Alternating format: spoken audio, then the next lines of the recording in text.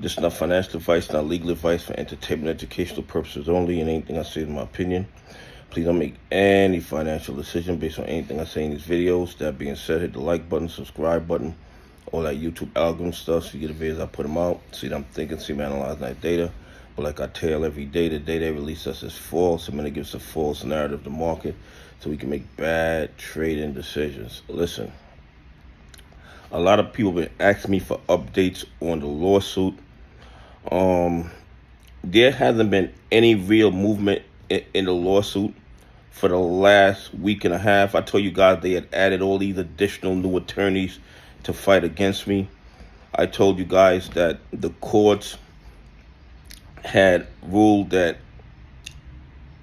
I need to refile my motion requesting that the court order Citadel to either stop being a market maker, stop being a dog pool, or stop being a hedge fund.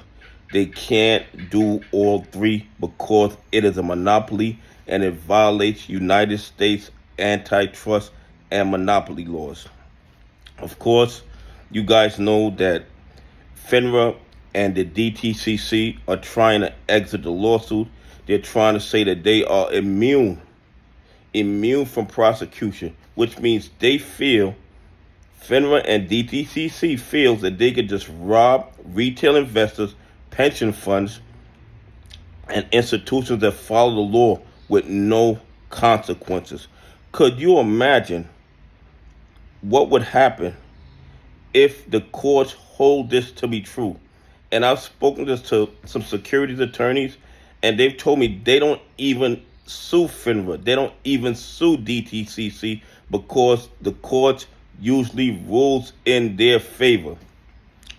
But my argument is that they were involved in fraudulent activities. They were involved in a RICO conspiracy to suppress AMC, suppress GME, and rob retail investors and pension funds.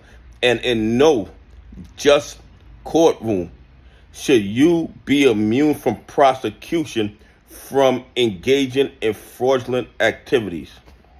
Okay? That's just my opinion. That's the main crux of my argument, that even though they have immunity, so-called SRO immunity, they have immunity when they're engaging in lawful activities. Once they stop engaging in lawful activities and start engaging in unlawful activities, they should not be granted immunity. And right now, that is what I'm waiting on. I'm waiting for the courts to decide whether FINRA and DTC should be immune from prosecution and shouldn't be part of this lawsuit. Also, you guys know I asked the courts to force them to turn over the blue sheets and trading history of AMC and GME over the last 3 years. And the court still has not ruled on that. But as soon as the courts rule on that, I will let you guys know. But this, to me, is not the most important thing, but I believe if we get that information, if we get those blue sheets, the AMC and GME trading over the last 3 years, I believe it will be the smoking gun that starts bringing these bad actors to justice and might even force the DOJ and the FBI to step in and charge some of these bad actors with criminal RICO violations, okay? Because that's what I believe they're engaged in. I believe it's not just civil RICO violations. I believe it's criminal RICO violations. I believe it's fraud. I believe it's market manipulation.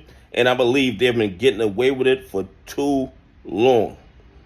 I mean, once you're fined 20, 30, 40 times, it is obvious to anybody else you are a career criminal. You are what they call in the criminal thing a 3-time loser. And you would get life in prison. But in our stock market, the bad actors can be 3-time losers, 10-time losers, 20-time losers, 50-time losers. And guess what?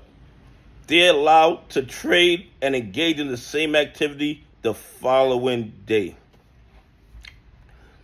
Also, of course, Citadel Robinhood and Ken Griffin are claiming that I am a conspiracy theorist, that there are no counterfeit shares, that they never engaged or conspired to violate any RICO laws.